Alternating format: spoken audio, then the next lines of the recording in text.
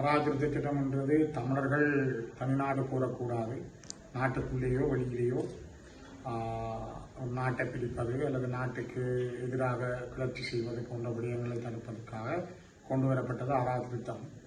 ஆனால் ஆறாவது திருத்தம் இருக்கிறது என்ற காரணத்திற்காக நாங்கள் எங்கள் மக்களுடைய உரிமைகளை அல்லது அவர்களுடைய அடிப்படை கோரிக்கைகளை நிராகரித்தபடி அல்லது அதை புறந்தள்ளியபடி நாங்கள் பேச முடியாது.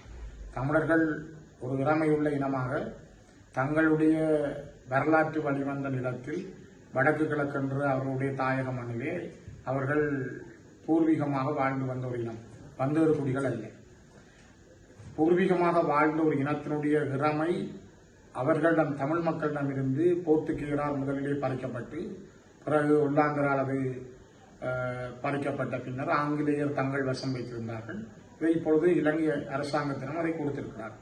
மாறி மாறி இலங்கையை ஆட்சி செய்கின்ற அரசுகள் தமிழர்களுடைய அடிப்படை உரிமையை அவர்களுடைய இறமையை சிதைக்கும் வகையில் அல்லது அதனை ஏற்றுக்கொள்ளாத வகையில் நடந்து கொள்வதும் அதற்காக நீண்ட நெடும் போராட்டத்தை தமிழர்கள் முன்னெடுக்க வேண்டியிருந்ததும் வரலாற்று அடையாளங்களாகும். குறிப்பாக நாங்கள் கடந்த 80 ஆண்டுகளுக்கு மேலாக 60,000க்கும் மேற்பட்ட போராளிகளை இந்த மண்ணிலே மாவீரர்களாக விதைத்திருக்கிறோம்.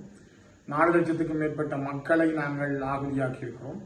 ஆகவே தன்னுடைய அளவை விட அதிகமான அளவு உயிர்கொடையையும் தியாகங்களையும் செய்த ஒரு இனமாக, அந்த ஆத்மாக்களோடு வாழுகின்ற ஒரு இனமாக நாங்கள் இருக்கின்ற அடிப்படையில் தான் நாட்டுக்குள்ளே தான் நாங்கள் கேட்கிறோம். இப்பொழுது எங்களுடைய கோரிக்கை, இலங்கைக்குள்ளே தமிழர்கள் தங்களுடைய சுயாதிபத்தியத்தை, அவருடைய சுயாட்சியை, அவர் இழந்து போன தங்களுடைய இறமையை, பகிரப்பட்ட இறமையின் அடிப்படையில் அவர்களுக்கான நிரந்தரமான நீடித்து நிலைக்கக்கூடிய ஒரு கௌரவமான அரசியல் தீர்வை நாங்கள் வலியுறுத்துகிறோம்.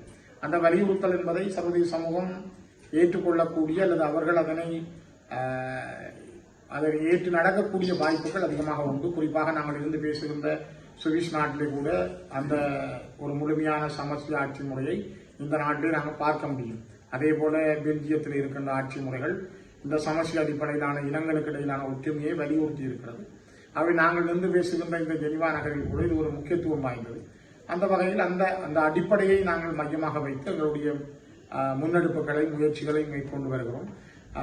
குறிப்பாக எங்களுடைய மண்ணிலே நடந்த மனித குலத்துக்கு எதிரான குற்றங்கள், போர்க்குற்றங்கள், குறிப்பாக எல்லோருக்கும் தெரிந்த இனப்படுகொலையை வெளிப்படுத்தும் வகையில் தமிழர்கள் மீது மேற்கொள்ளப்பட்டது ஒரு இன ரீதியான படுகொலை என்பதை வலியுறுத்தி அதற்கான சர்வதேச விசாரணை வேண்டும் என்பதை தொடர்ந்தும் வலியுறுத்துகின்றவர்களாக நாங்கள் இருக்கிறோம்.